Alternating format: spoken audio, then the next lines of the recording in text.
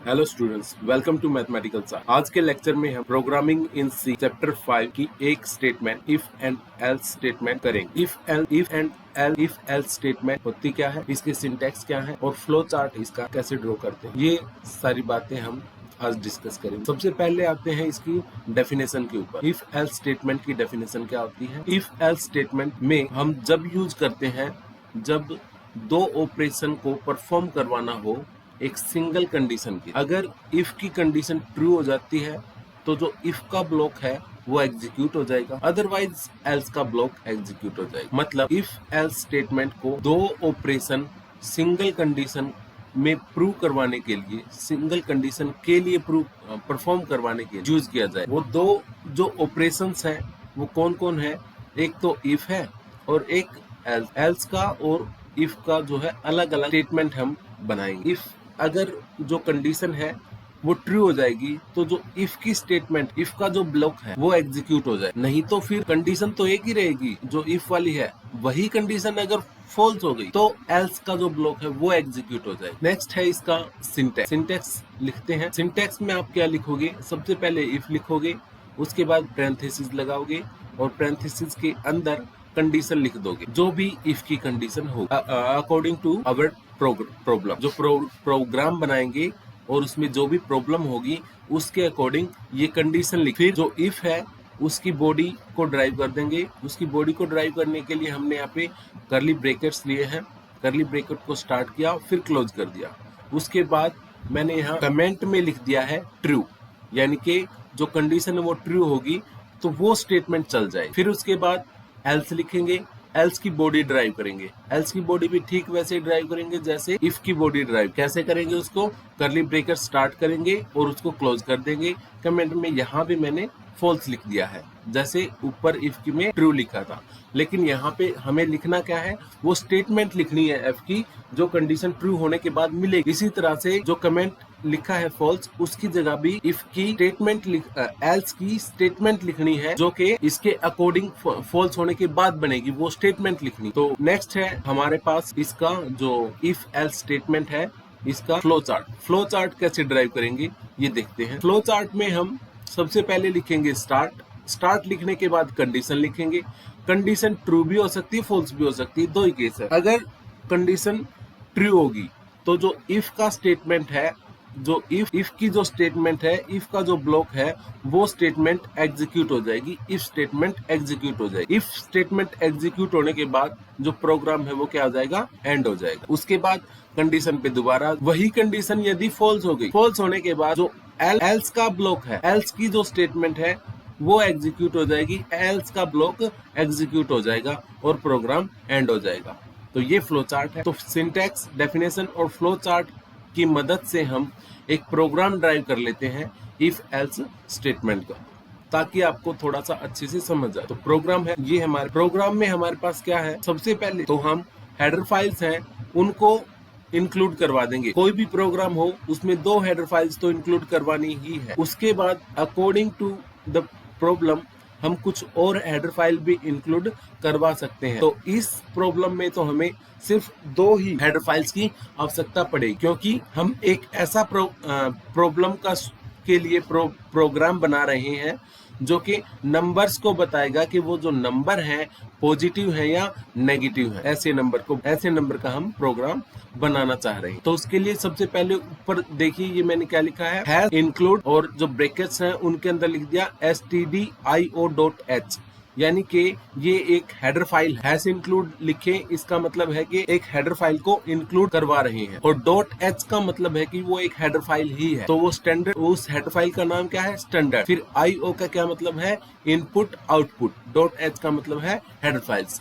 इसी तरह से एक और हेडर फाइल इंक्लूड करवा दी हमने, हैश इंक्लूड, ब्रैकेट्स के अंदर लिखा conio.h, यानी कि console.net input output header file. फिर हेडर फाइल इंक्लूड करवाने के बाद जो नेक्स्ट लाइन है उसमें लिख रखा है void main, और फिर उसके बाद पैरेंथेसिस लगा। void main का मतलब क्या है? ये एक मेन फंक्शन है। मेन फंक्शन है और उसके अंदर जो ये खाली ब्रैकेट है इसका मतलब है कि इस मेन फंक्शन के अंदर सारा प्रोग्राम ड्राइव किया जाएगा। और इस वॉइड का क्या मतलब है? इस वॉइड का मतलब ये है कि जो मेन फंक्शन है वो अपनी कोई वैल्यू नहीं देगा। तो फिर void main function blank parenthesis के आगे हम ड्राइव करते हैं प्रोग्राम को। प्रोग्राम को ड्राइव करने के लिए यहाँ पे लिख देते हैं हम कर्ली ब्रैकेट से स्टार्ट करते हैं और नीचे जाके सबसे नीचे जाके कर्ली ब्रैकेट्स को एंड करवा देते हैं, क्लोज कर देते हैं। उसके बाद हमें प्रोग्राम कैसा बनाना है? इंटीजर को बताना है कि वो पॉजिटिव है कि नेगेटिव। तो डिक्लेरेशन स्टेटमेंट जो पहली है कर्ली ब्रैकेट स्टार्ट होने के बाद डिक्लेरेशन स्टेटमेंट है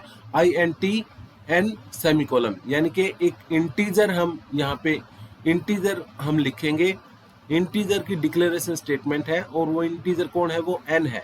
सेमीकोलन लगाने का मतलब है कि ये स्टेटमेंट यहाँ पे क्लोज हो गई। नेक्स्ट है CLR SCR ब्लैंक पैरेंथेसिस और फिर उसके बाद सेमीकोलन। CLR SCR का मतलब है स्क्रीन क्लियर स्क्रीन, यानी कि अगर कोई पीछे का प्रोग्राम लिखा हुआ है ना तो उसकी जो है वो वैल्यूज ना आ जाए, तो इसको CLR SCR क्या करेगा? स्क्रीन को क्लियर कर देगा। फिर उसके बाद लिखेंगे प्रिंट एफ का मतलब है कि जब हम प्रोग्राम को रन करवा देंगे तो जो यूजर है यूजर को कुछ लिखा मिलेगा, कुछ हिंट मिलेगा कि उसको करना क्या है। तो ये प्रिंट एफ है, आउटपुट देगा रन करवाते। प्रिंट एफ कैसे लिखा?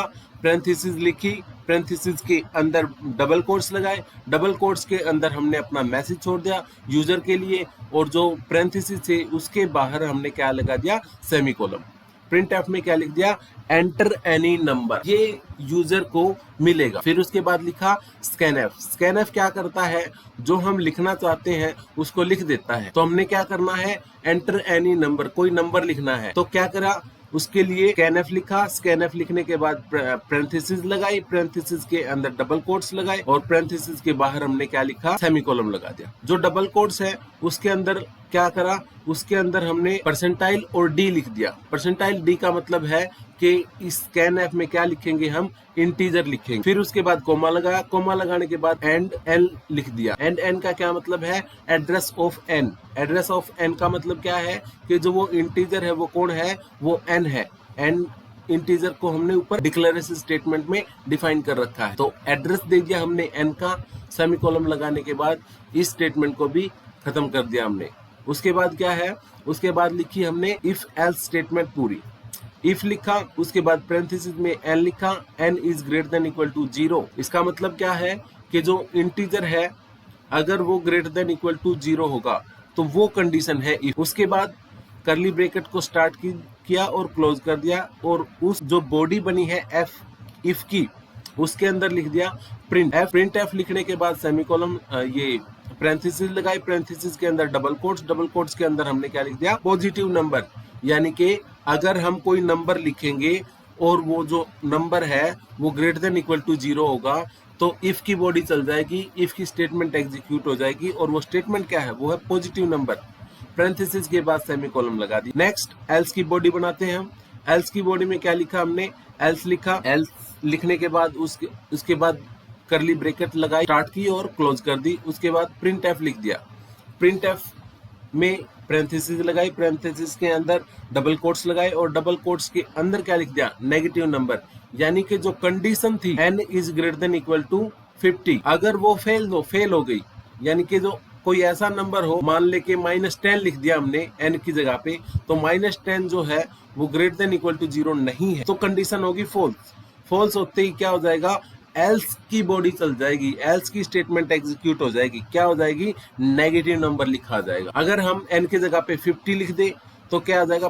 प्रिंट एफ जो लिखा है एफ की इफ की बॉडी में वो एग्जीक्यूट हो जाएगा। क्या लिख देगा? Positive number. फिर उसके बाद जो लास्ट वाली पैरेंथेसिस है इसकी एल्स की, इसके बाद लिख देंगे गेट ch। गेट ch का मतलब है कि ये एक कैरेक्टर जब तक इसको नहीं मिल जाएगा तब तक स्क्रीन को होल्ड करके रखेगा। अगर गेट ch नहीं लिखोगे तो सीधा ये चल जाए, स्क्रीन को होल्ड नहीं। तो फिर क्या है? मतलब आपको दिखेगा नहीं प्रोग्राम जो है, जो आप लिखोगे ना, जो भी आपको नंबर मिलेगा वो दिखेगा नहीं, वो सीधा ही ब्लिंक हो जाएगा। गेट ch उसको रोक के रखता है, यूजर को दिखाएगा। तो फिर नंबर जो आउटपुट देते हैं वो हमने मान देते हैं 50 दे दी। एन की जगह पे क्या लिख दिया 50। मतलब जो यहाँ ऊपर प्रिंट एफ लिखा हुआ है ना, यहाँ इसको रन करवाते क्या आएगा, enter any number. Enter any number के बाद हमने लिख दिया 50। 50 आते ही क्या करेगा, वो स्टेटमेंट के ऊपर जाएगा, इफ स्टेटमेंट के ऊपर जाएगा। इफ स्टेटमेंट जो है इसकी कंडीशन के ऊपर जाएगा। कंडीशन क्या कहेगी, 50 is greater than equal to 0। True है तो पॉजिटिव नंबर लिख देगा अपने। क्या लिख देगा, पॉजिटिव नंबर। अगर हम लिख देते हैं एन की जगह पे एंटर एनी नंबर, इसके बाद लिख दिया हमने -10, लिखते ही क्या हो जाएगा, इफ की कंडीशन के ऊपर जाएगा। क्या करेगा, -10 is greater than equal to 0। False है, फॉल्स होते ही ये इस स्टेटमेंट को छोड़ देगा, सीधा एल्स पे आ जाएगा, लिख देगा प्रिंट एफ में, क्या जो प्रिंट एफ में लिखा वही प्रिंट कर देगा, क्या, एंड नेगेटिव नंबर। तो क्या आ जाएगा, नेगेटिव नंबर। ये एंटर एनी नंबर के बाद -10 लिखा, उसके बाद क्या आ जाएगा, नेगेटिव नंबर। तो स्टूडेंट्स ये थी हमारी इफ एल्स स्टेटमेंट, इसके सिंटैक्स और फ्लो चार्ट। अगर कोई प्रॉब्लम है तो आप मुझे कमेंट कर सकते हैं। Thank you so much student.